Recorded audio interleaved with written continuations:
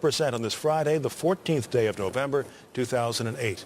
Well, seems kind of like the old days when it comes to Russia and the U.S. Russia's president threatening to deploy missiles near Poland and Lithuania unless the U.S. abandons plans to build a missile defense system in the eastern part of Europe. And today, he also announced the Russian president did a trip to Cuba and Venezuela later this month. What's at stake here as we prepare for a new administration? Joining us now from Washington to talk about it, Major General Tom Wilkerson, the CEO of the United States Naval Institute. General, good of you to join us. When you hear this kind of rhetoric and you see this kind of positioning, does it say to you, as some have wondered, that it's back to the days of the Cold War? Well, I think we probably should have asked a question early on, what did we expect President Medvedev to do when we put missiles in Poland, and then explained that they were there to defend them against an Iranian attack. So when the Russians at that point were questioned about whether they saw this as a threat, and they said, if I remember correctly, yes, what do you think we would see this at? You think they have a point there?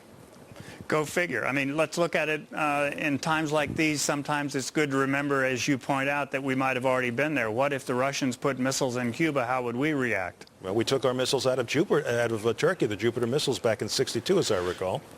And they took theirs out of Cuba, and they were offensive missiles, but offensive sometimes is in the eye of the beholder, and you just have to wonder, what's our goal here? What are we really trying to do?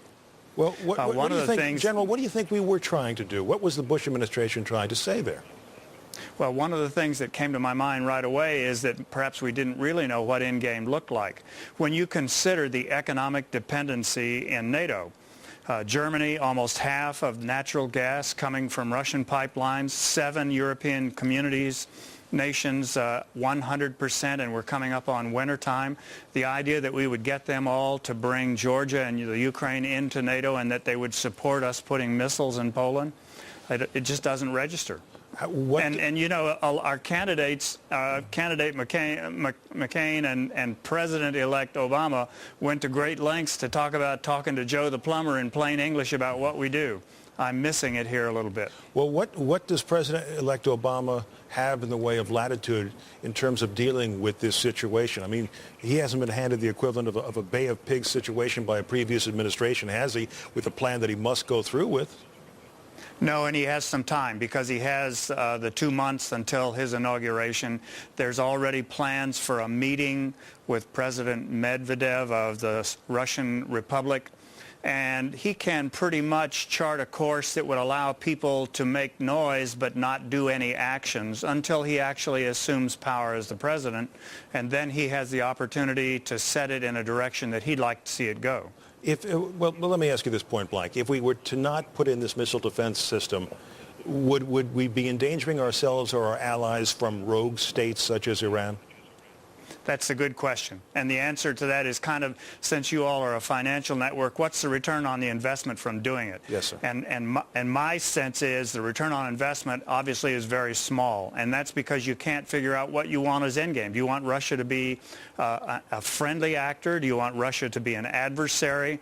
How do you view your role with NATO? And President-elect Obama's got to put his arm around all of that in the next 2 months. But right now, if you were talking to, again, Joe the plumber and said, hey, we put missiles in Poland so we could defend them against Iran, there might be a lot of giggles in the heartland of America. General, can we put all this stuff back in the bottle then? Can we go back to a day, well, the Russians wouldn't call it the good old days because they look back on the 90s with some degree of anger, I understand it. But yeah. if President-elect Obama takes office, cancels this program, and engages them in meaningful dialogue, are we likely to see a resumption of friendly and not acrimonious relations, and some of this maneuvering with the Cubans and or the Venezuelans is likely to go away as well? I think we'll see wary approaches on both sides, but I think there's plenty of latitude for us to make progress and diffuse this thing. You've studied it a lot in your career as well. I just think that the time is now, and they're looking to see what kind of course Obama will set in his tenure, and with that, they'll react. Well, General, unfortunately, our time has gone by too quickly, but let's resume our conversation when we can get you back here. We thank you very much, sir. Thanks for letting me come on, Mike. Our pleasure. General Tom Wilkerson joining us. We'll take